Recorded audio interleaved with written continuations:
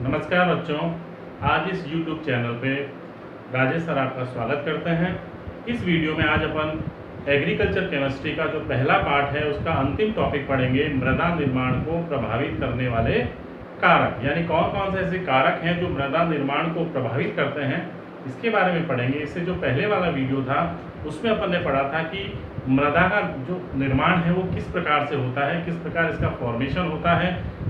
चट्टानें जो होती हैं अपक्षयित होकर के धीरे धीरे अपघटित होकर के किस प्रकार से मृदा पैतृक पदार्थ का निर्माण करती है, और मृदा पैतृक पदार्थ जो हैं उनमें उपस्थित खनिज पदार्थ और अन्य कार्बनिक पदार्थ आपस में मिल करके किस प्रकार से निक्षेपित होकर और निक्षालित होकर के मृदा प्रोफाइल का निर्माण करते हैं, और इस प्रकार संपूर्ण मृदा का निर्माण हो जाता है। यह एक बहुत ही जटिल प्रक्रिया है और बहुत ही धीमी गति से चलने वाली प्रक्रिया है।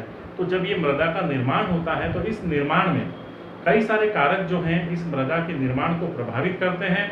तो अपन देखते हैं कि कौन कौन से ऐसे कारक हैं जो मृदा के निर्माण को प्रभावित करते हैं। इसमें कौन कौन से हो सकते हैं?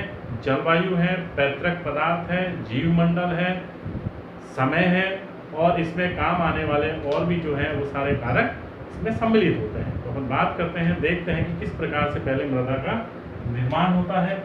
कि जो असंगठित चट्टानें होती हैं, असंगठित जो चट्टानें हैं, इन चट्टानों का क्या होता है? सबसे पहले अपक्षय होता है। यानी ये जो होती है अपक्षयित हो जाती हैं। अपक्षय का अर्थ अपघटन होना, विभिन्न कारकों द्वारा, भौतिक कारक, रासायनिक कारक और सूक्ष्म जीव जंतुओं द्वारा, पेड़ पौधों द्वारा ये अपक्षयित हो जाती है। उसको अपन कहते हैं अपघटन होना।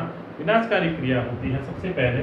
तो जब ये अपघटित होती है तो ये असंगठित चट्टानें छोटे छोटे छोटे छोटे टुकड़ों के रूप में टूट जाती है। यानी इनके छोटे छोटे टुकड़े बन जाते हैं, ये टुकड़ों में टूट जाती है, जो इसके मूल पैतृक पदार्थ कहलाते हैं, या इनको हम मृदा पैतृक पदार्थ कह देते हैं। ये इनके कहलाते हैं मृदा पैतृक पदार्थ। ये मृदा पैतृक पदार्थों का निर्माण हो जाता है विभिन्न कारकों द्वारा। ये जो मृदा पैतृक पदार्थ हैं, अब आगे क्या बनेंगे? ये मृदा पैतृक पदार्थ जो होते हैं वो क्या होंगे? आपस में कार्बनिक पदार्थों से मिलकर निक्षालित होकर, निक्षेपित होकर विभिन्न प्रकार की परतों का निर्माण कर देते हैं। इस प्रकार से अलग अलग परत का निर्माण हो जाता है, जिसमें अलग अलग प्रकार के पदार्थ आ जाते हैं, और पदार्थ के आने से एक मृदा प्रोफाइल का निर्माण हो जाता है। इसको हम कहते हैं मृदा प्रोफाइल। और मृदा प्रोफाइल जब बन जाती है तो उसका अर्थ क्या हुआ कि मृदा प्रोफाइल बनने का अर्थ हो गया कि एक संपूर्ण मृदा का निर्माण हो जाता है। तो इस प्रकार से मृदा प्रोफाइल बनने का अर्थ ही है मृदा का निर्माण होना, यानी ये मृदा जो है अब निर्मित हो गई। तो इस मृदा के निर्माण में कौन कौन से कारक आए जिन्होंने इस मृदा के निर्माण की प्रक्रिया को प्रभावित किया, उसके बारे में अपन पढ़ेंगे। तो उसके बारे में कौन कौन से कारक आए? सबसे पहले वैज्ञानिक आए थे वी डॉपुचेर। वी डॉपुचेर जो थे, वी डॉपुचेर एक वैज्ञानिक थे। इन्होंने 1900 में, इन्हें क्या कहा जाता है? इन्हें मृदा विज्ञान का जनक कहा जाता है। यानी ये मृदा विज्ञान के जनक माने जाते हैं, मृदा विज्ञान के जनक इन्हें कहते हैं। तो ये मृदा विज्ञान के जो जनक थे वी डॉपुचेर, इन्होंने बताया कि मृदा के निर्माण में 3 कारक मुख्य रूप से इसको प्रभावित करते हैं। एक तो होते हैं पैतृक पदार्थ, एक जीव मंडल, और तीसरा होता है स्थलाकृति। ये तीनों कारक जो होते हैं वो किसी न किसी रूप में मृदा के निर्माण को प्रभावित करते हैं। उस समय इन्होंने बताया 1900 में। लेकिन इसके बाद में एक वैज्ञानिक आए थे, जेनी नामक वैज्ञानिक आए थे। उन्होंने 1941 में बताया कि मृदा निर्माण में और इनको प्रभावित करने वाले कारकों में एक संबंध होता है, जिसे उन्होंने एक सूत्र द्वारा बताया। अपन देखते हैं उन्होंने क्या सूत्र दिया। तो वैज्ञानिक जो जीने थे, जैनी थे, जैनी ने 1941 में किस किस के बीच में संबंध स्थापित किया? मृदा निर्माण और उनके कारकों के मध्य एक संबंध स्थापित किया। उन्होंने एक फॉर्मूला बताया कि सॉइल S बराबर F Cl Br P और T। ये 5 कारक हैं, यानी 5 कारक जो होते हैं वो सॉइल निर्माण को प्रभावित करते हैं किसी ना किसी रूप में। उन्होंने इसको सूत्र के द्वारा बताया। ये 5 कारक जो होते हैं वो प्रभावित करते हैं। इसमें S का अर्थ क्या हुआ? S का अर्थ होता है मृदा, सॉइल। F जो है उसका अर्थ होता है फंक्शन, कार्य, किस प्रकार वो कार्य करता है। Cl का अर्थ होता है क्लाइमेट यानी जलवायु। B का अर्थ होता है बायोस्फीयर यानी जीवमंडल।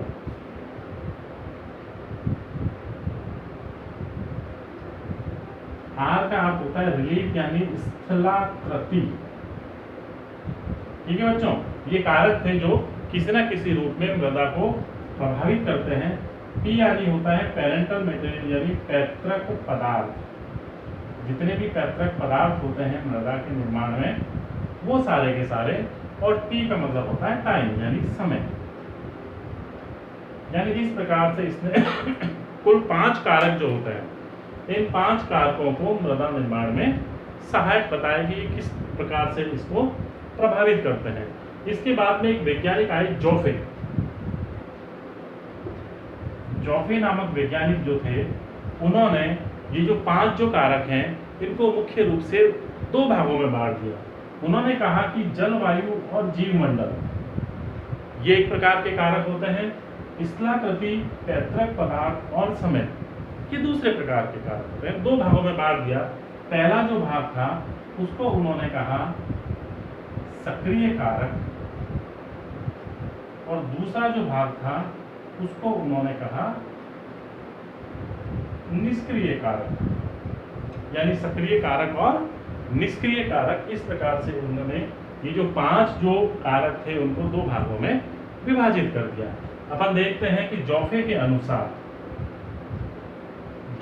अनुसार मृदा निर्माण जो होती है उसको हम कितने कारकों में बांटते हैं।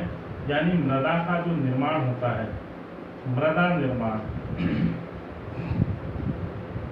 उसकी अगर अपन आउटलाइन देखें बच्चों तो अपन देखते हैं कि मृदा निर्माण को उसने पहले 2 भागों में बांटा। एक को उसने क्या कहा?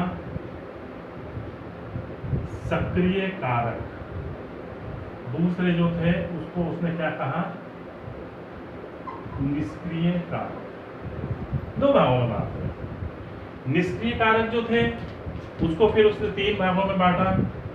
कौन कौन से थे? तीनों। एक को तो कहा स्थलाकृति, दूसरी जो थी वो है पैतृक पदार्थ, और तीसरे जो था वो था समय। इसमें बांट दिया। सक्रिय कारक जो थे वो 2 थे, जलवायु और जीवमंडल। एक उन्होंने बांटा जलवायु और दूसरा है जीवमंडल, जिसमें सारे जीव जंतु और पेड़ पौधे आ जाते हैं, वो है। जलवायु जो है वो आगे 2 भागों में बट गई। जलवायु को एक तो वर्षा यानी वर्षण, किस प्रकार से वर्षा होती है, और दूसरा होता है तापक्रम यानी टेम्परेचर। वर्षा और टेम्परेचर 2 जो होती है वो जलवायु को प्रभावित करती है।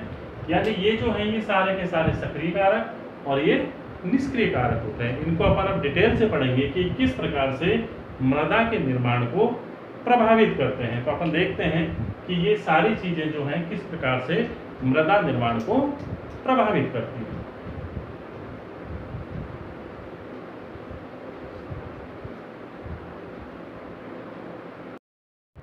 बच्चों यहाँ अपन देखते हैं कि मृदा निर्माण को कौन कौन से कारक जो होते हैं वो प्रभावित करते हैं। अपन ने अभी पढ़ा था कि 2 प्रकार के जोफे नामक जो वैज्ञानिक थे उन्होंने इन सभी 5 कारकों को 2 भागों में बांटा था, सक्रिय कारक और निष्क्रिय कारक। सक्रिय कारक जो होते हैं वो जलवायु और जैवमंडल होते हैं, जबकि निष्क्रिय कारक जो होते हैं पैतृक पदार्थ, स्थलाकृति और समय, ये तीनों के तीनों जो होते हैं वो निष्क्रिय कारक होते हैं। इस प्रकार से उन्होंने बांटा।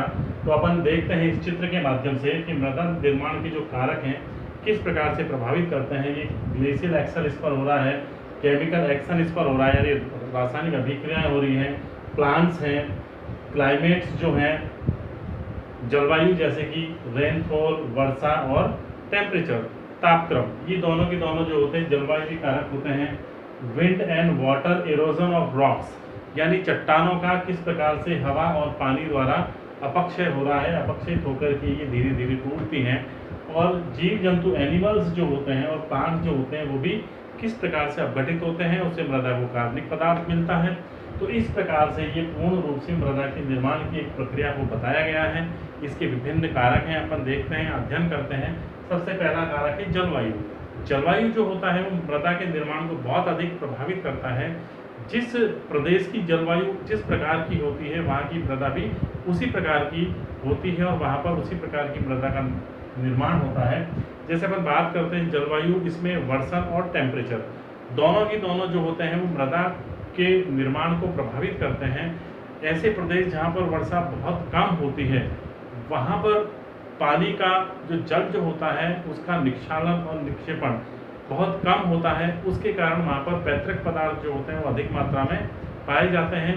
और जहाँ पर वर्षा बहुत कम होती है वहाँ पर वाष्पन की क्रिया ज़्यादा होने के कारण जो पैतृक पदार्थ होते हैं वो कम मात्रा में पाए जाते हैं, क्योंकि वो वहीं पर रुक जाते हैं और उनका निर्माण भी रुक जाता है, कम होता है। जबकि ऐसे क्षेत्र जहाँ पर टेम्परेचर बहुत ज़्यादा होता है, यानी तापमान जो होता है वो भी मृदा के निर्माण को बहुत अधिक प्रभावित करता है। यदि टेम्परेचर बहुत अधिक है तो वाष्पन की क्रिया ज़्यादा होगी, टेम्परेचर कम है तो वाष्पन की क्रिया कम होगी। तापमान जो होता है मृदा में एक निश्चित तापमान प्रोवाइड करा करके उसकी उपापचय क्रिया जो होती है, इसकी जड़ों में जो रिएक्शंस होती है उसके लिए बहुत ज़्यादा महत्वपूर्ण होता है।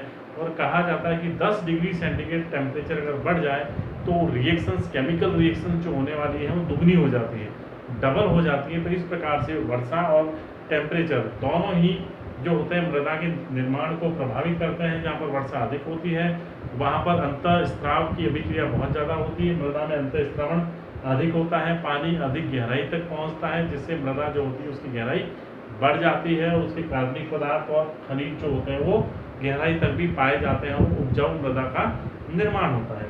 दूसरा अपन कारक की बात करते हैं जैवमंडल। जैवमंडल जो होता है वो भी किसी न किसी रूप में मृदा के निर्माण को प्रभावित करता है। पेड़ पौधे, जीव जंतु जितने भी पाए जाते हैं, ये जीवांश जो होते हैं वो इसका जो ऊपर की मृदा की जो सतह होती है वहाँ पर सूक्ष्म जीवों द्वारा अपघटित होकर के कार्बनिक पदार्थों का निर्माण करती हैं। ये कार्बनिक पदार्थ जो होते हैं वो ह्यूमस कहलाते हैं। और जिन मृदाओं में ह्यूमस और कार्बनिक पदार्थों की अधिक मात्रा पाई जाती है वो मृदा अधिक उपजाऊ होती है। तो ये जो कारक जितने अधिक होंगे, जीवांश पदार्थ की मात्रा जितनी अधिक होगी, मृदा उतनी ही उपजाऊ होती है और ये भी मृदा के निर्माण में अपनी महत्वपूर्ण भूमिका निभाते हैं। फिर अपन बात करते हैं पैतृक पदार्थ यानी पेरेंटल मटेरियल्स। पैतृक पदार्थ जो आते हैं ये आते हैं चट्टानों के अपक्षय से, यानी चट्टानें जो होती हैं जब अपक्षयित होती हैं जैविक कारकों द्वारा, भौतिक कारक या किसी भी रासायनिक अभिक्रिया द्वारा, तो मृदा का निर्माण होता है, मृदा के कणों का निर्माण होता है। उसे ही हम क्या कहते हैं, पैतृक पदार्थ कहते हैं, रिगोलित कहलाता है। तो चट्टानों का धीरे धीरे टूट करके छोटे छोटे कणों में बदलना रिगोलित कहलाता है। और वही मूल पैतृक पदार्थ होते हैं जिनमें कई प्रकार के खनिज पाए जाते हैं। यानी चट्टान कौन से खनिज की बनी हुई है उस प्रकार से मृदा का आकार, आकृति और रंग और रूप जो है वो डिसाइड होता है। यानी मृदा किस प्रकार की होगी, भूरे रंग की होगी, पीले रंग की होगी, या लाल रंग की होगी, या काले रंग की होगी।